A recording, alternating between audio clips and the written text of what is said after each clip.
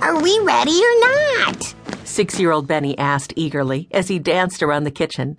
The Aldens' dog, Watch, awoke from his nap and barked excitedly. Benny's older sister Jessie was making small round sandwiches. Oh, be patient, Benny, she said. She was 12 years old. Well, I don't want to be late, Benny explained.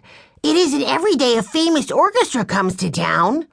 Well, that's for sure, Jessie said. Greenfield is a small town. Usually orchestras tour big cities. Benny hadn't thought about that before. Why are they coming here? He asked.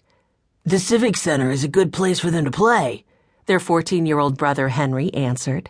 People will come from all over the area to hear them. But they're not only going to perform, Jessie reminded him. They've set up all those workshops to teach people about music, too. The conductor lived here when he was a boy, Violet added. She was 10 years old and loved music. She played the violin and had been reading everything she could about the orchestra. It was in Greenfield that the conductor first became interested in music. He wants to share his love for music with the people here. All this talk about the orchestra made Benny even more excited. Could we please hurry? He urged. Henry poured punch into a gallon jug. We won't be late, Benny, he said.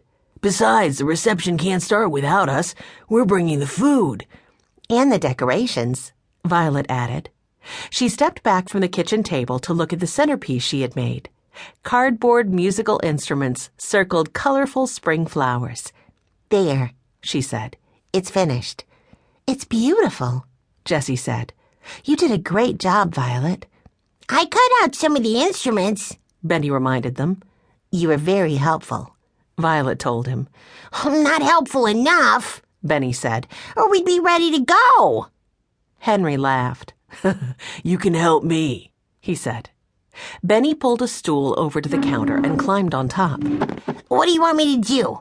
Put the tops on the jugs when I filled them, Henry told him. Benny nodded and set to work. When he had screwed on the last top, he jumped down from the stool. Now what can I do? Well, I'd ask you to put the sandwiches in the boxes, Jessie teased, but I'm afraid you'd eat them all.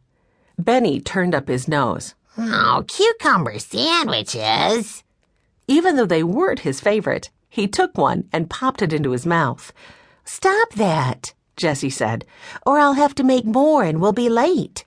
Is that the only kind you made? Benny asked.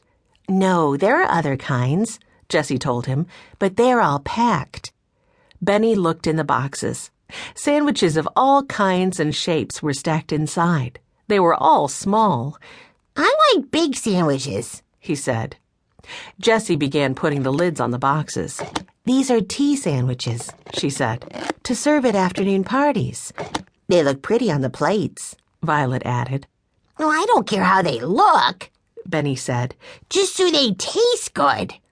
Everyone laughed. They knew how much Benny liked to eat.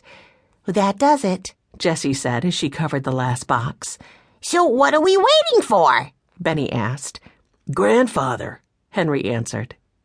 Mr. Alden had gone to pick up Sue Lee. The Aldens' cousins, Joe and Alice, had adopted her from an orphanage in Korea. The Aldens were orphans, too. They had lived alone in a boxcar until their grandfather had found them and taken them in. They were very happy living with him. Just then, Grandfather Alden came in from outside. 7-year-old Sue Lee was with him. You look pretty, Sue Lee, Violet said to the girl. She was wearing a pale lavender dress with a purple sash. Those are my favorite colors. Sue Lee smiled. I like these colors, too, she said. Are we ready? Mr. Alden asked. We don't want to be late. Wait a minute, Benny said. The cookies! Sue Lee, where are the cookies? They had spent the previous afternoon baking at Sue Lee's house. Benny did not want to forget the cookies. They're in the car, Sue Lee told him. Great! Benny ran to hold the door open. Let's go, he said. The others gathered up the boxes and jugs and ran out. Watch stood looking after them. We'll be home soon, Jessie told him. He wagged his tail and went back to lie down on his rug. Once the boxes were stacked in the back of the station wagon, the Aldens climbed inside. Off to the Civic Center.